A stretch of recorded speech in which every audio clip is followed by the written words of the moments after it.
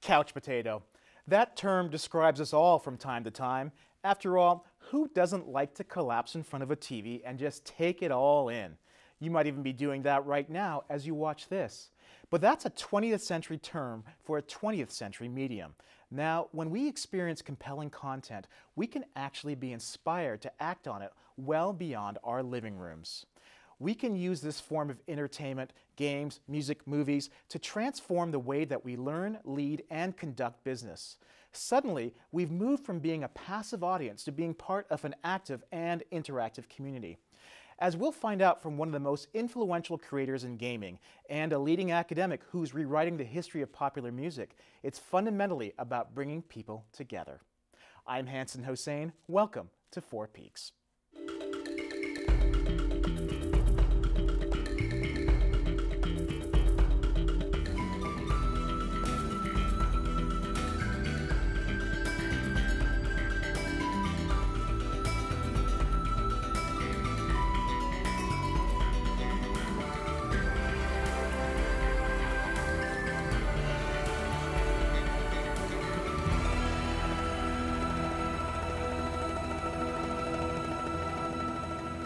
Jordan Weisman stands high atop the peak of entertainment. For 3 decades, he has been a pioneer in the world of gaming. Jordan's a serial entrepreneur who sold one of his companies to Microsoft and helped develop content for the Xbox console. But his work also inspired players to get outside and hunt for clues as he invented alternate reality gaming to promote a Steven Spielberg film. Today, he runs the Center for Serious Play at the University of Washington, Bothell. He's also exploring how the explosion in touchscreen devices can lead to a more immersive form of education. Jordan, welcome. Thank you. Well, you once posted on one of your websites, "There is nothing on the planet more entertaining than people." What do you mean by that? Well, I think ultimately all entertainment comes down to what it inspires us to communicate with each other. Because an individual experience is only goes so far. It's when you share it with others that it really, I think, starts to take root. And so whether that's games or movies or books, I really think it has an impact that gets multiplied when you start to really share it with others. It's interesting because this notion of sharing seems to be very new to us. I think people will think of entertainment as a very solitary occupation, generally speaking. It did. I mean, entertainment started as being completely social. Right. I mean, if you go back to the roots of telling stories around a campfire, or bards traveling and playing music, which was also the news of the day, right? Or the invention of Greek theater. It's only really after you have the mass distribution of content, which starts with Gutenberg's printing press, that you start to take on a more individual relationship with content. But I think even that's within a larger social context, right? I mean, any book that's moved you were moved to speak to someone else about. That's the water cooler effect that everybody talks about, right? So mass media has sort of changed sort of how entertainment has been. In fact, entertainment may not have been called entertainment until we got into these new technologies, I suspect. I don't know when the phrase entertainment came from. I'm not quite sure. But I do think that we keep coming up with new names for old paradigms, and I think the tools we use to create those engagement keeps changing. But I think the core of human nature, which is to relate to each other and share with each other, that's been around forever. Well, you mentioned tools. I mean, how much does technology figure into it for you when you're thinking about what you do with entertainment? Oh, enormously. I think because I really enjoy the intersection between socialization and technology and story. Right. To me, those are the 3 kind of really interesting things that my career has been all based around. So technology and how we interact with technology and how we interact with each other through technology is always a very key component of my design process. But it didn't start that way. When you first got into entertainment, even as a teenager, it had nothing to do with technology, it sounds like. Well, I got really into, when I was a kid, playing role-playing games. So Dungeons & Dragons had just been introduced, and it was a kind of revelatory thing for me, the concept of social storytelling. You couldn't even buy that in the store at the time that you were interested in. No, you had to go to Wisconsin and buy it from TSR directly in the little house that they had set up. So it was very early days. But that was really a big life changer for me. What drew you to it? Well, I think the idea that it was a collaborative, cooperative, gaming experience, immersive story. It was all based on story, right? I mean, the whole point was that you were kind of imagining your way through a story in a social setting. And to me, that was a really eye-opening experience. And a lot of my work has been to try to take those paradigms and experiment with them in lots of different media. And that eye-opening experience really inspired you well beyond just entertaining you. It sounds like it changed your life. Oh yeah, yeah. No, there's no question. That kind of social gaming experience and storytelling and like many of my generation, the movie Star Wars, all kind of fit into a hopper for me to become a goal of what I wanted to achieve. And then but the next kind of step was at the Merchant Marine Academy when I saw this $50 million bridge simulator for people learning how to pilot ships into ports. And I said, well, that's the future of entertainment. If we could take the kind of social nature of role-playing games and apply it to a much wider audience through the audiovisual stimulus of simulations, I thought that would be a really exciting place to get involved. When was this? What were we talking? Early 80s? That was 87. So there weren't any kind of video games like that at the time, were there? Oh, excuse me, hold on. I got it all wrong. That was 78, not okay. 80. So at the time we were 79. playing Pong, and maybe Atari was just coming into the scene, Yeah. but you were seeing the future like 10, 15 years before the technology could even make that possible. Yeah, so I did what any logical person does. I immediately dropped out of school and said I'm going to go home and build that. And I believed that that you didn't need to spend $50 million, that if I got enough Apple IIs in one place, I could do it. That was wrong. But the concept of doing it with micro technology was right. And we built that first company around that concept. And that's how I got into paper gaming, because trying to go out as a college dropout and raise money to build network simulations as an entertainment venue with the concept that people would actually pay money to buy tickets like you would for a movie theater, only in physical locations. Not easy to raise money around that concept in 1980. You were ahead of your time, it sounds like then, right?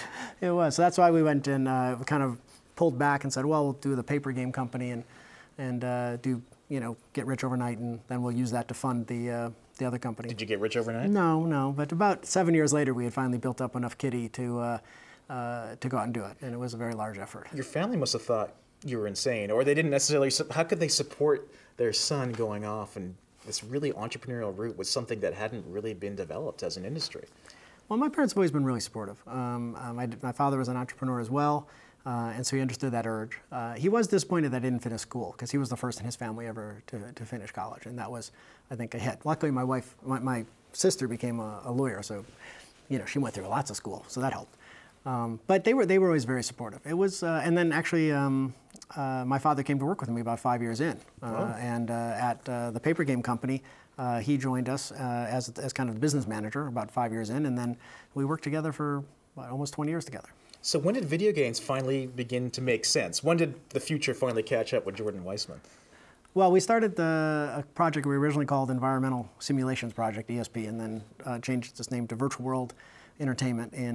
We started that in '87. We opened up the first of these entertainment centers in 1990, end of '89, beginning of '90.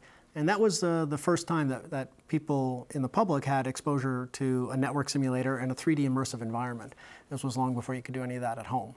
And so that was a huge R&D development effort, and it was a fascinating laboratory to learn about how people socialize through wires in a virtual environment, because up to now that wasn't available. It's funny because when you think of maybe video games as they emerged in the 90s, it's kind of still seen as an insular activity of geeks, primarily men or boys, at a computer or at a console doing one thing. How did you were always involved and engaged in story and social. How were you able to introduce that notion into an industry that may not necessarily been seeing it the way you saw it? Through a lot of beating your head on the wall and iteration. I mean, I think, like any industry, especially in the entertainment industry, responds to success. So when you're, after you get turned down a whole bunch and yet you find a way to do it anyway and it works, then it starts to have impact. What was your big success that turned the tide then? Well, I think the first effort was we launched something called the BattleTech Centers, which was based on this kind of giant robot game that had come up with in the paper game company years before, and that really put the game in the context of a three-act story, and it very much modeled on kind of the way theme parks worked. And at the end of the experience, you actually got this written story that captured everything you had done in the social experience and produced it as a story. And that translation of this kind of virtual temporal event into a codified physical story was really powerful.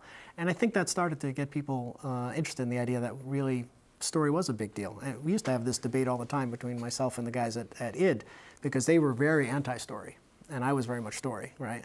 They just wanted action or some kind of it was all competition. That's right. It was all about action. So why does story still work after all of these thousands of years? Well, because I think our brains are based on story. I mean, I think especially as we've learned more about how the brain works, when we experience something, it's shattered across all the different parts of our brain that processes that part of the information. And then when we go to recall a memory, the brain goes out and tries to gather back all those pieces, all those fragments together to create a cohesive memory. But different parts of it atrophy at different points, at different times. And so our brain fills that in. We create stories of our own memories. And so I think the entire way our brain functions is based on narrative, is based on story. And so that's why it's so important to us on every level.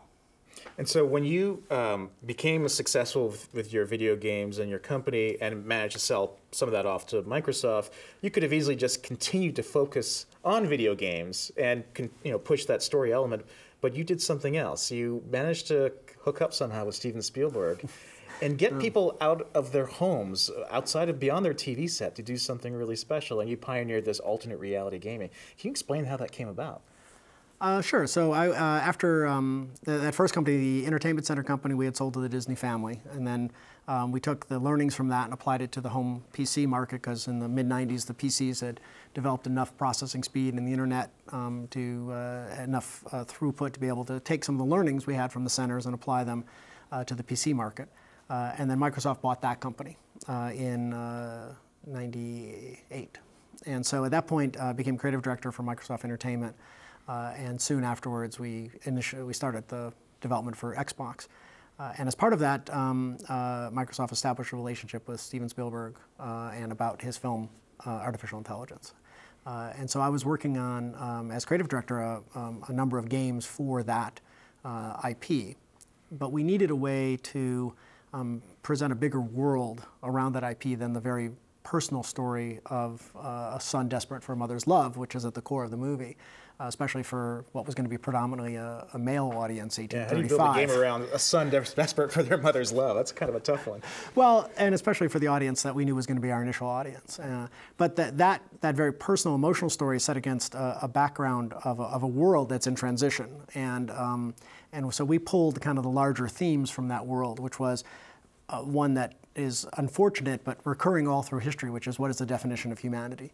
Because all through history we have different races and cultures have conveniently defined humanity to give them the moral fortitude to be able to exploit and destroy. And that's behind that personal movie, that personal, very emotional story is that subject, which is what is the definition, the constant changing definition of humanity, when machines can think and emote and care. So you created this, essentially a scavenger hunt, it sounds like, to inspire people to go out, and you gave them clues along the way, right, to solve this problem. Well, and the idea was to try to look at, since what was going to be a form of storytelling native to the web. Because each time we invent a communications technology, we try to, first thing we do is we bring old storytelling forms with us, and then we try to create new ones that are really organic to that technology. And so this was a stab at trying to create a storytelling platform that was organic to it, which was basically based on search, right? That's what the web was in the 90s. So you were searching for information, so we turned it into a search-oriented story. We buried clues around the digital world and around the physical world, based on the premise that for the first time in history, the ability that the web gave for large audiences to be cohesive and to collaborate on a large scavenger hunt existed. And so we challenged the audience in the world to do that. And what I find most amazing about this is that you were able to engage people in an idea, whether it's to see the movie or the bigger idea about the nature of humanity, by getting them to do something. It's not about just sitting back on that couch and consuming that content. You got them to go out there and search for those clues and answer payphones in hurricanes, for example. Yeah. Why were people so compelled to engage in this? I think two reasons. One is narrative. right? They have to be emotionally connected to the story, to the characters. And then that emotional connection becomes even more powerful because it gets then transferred to the community. And their participation in the community becomes a very emotionally important part for each of the individuals. And one of the experiments that we were doing with this whole process was the idea that there was no way to be infamous, which is typically the way you gain fame in gaming, is you're so good at killing other people that you become infamous. In this case, it was only way you could gain fame was by contributing, by being something collaborative to the entire audience. And that actually opened up the audience types enormously, right? Rather than kind of being more narrowly focused on people interested in kind of that testosterone experience. It really reached a much broader audience. It was, it was balanced almost 50-50 male-female. And that people cared about their status inside of that community and wanted to contribute more to that community and worked hard to do so. Well, we focus on engagement and entertainment, and when we bring you back for our third segment, I think we're going to talk a bit about how this actually translates to education as well. So, when we return, have we got the history of rock and roll wrong? And why we need to bolster a very present music scene here in the Pacific Northwest? We'll explore the power of content curation with our next guest.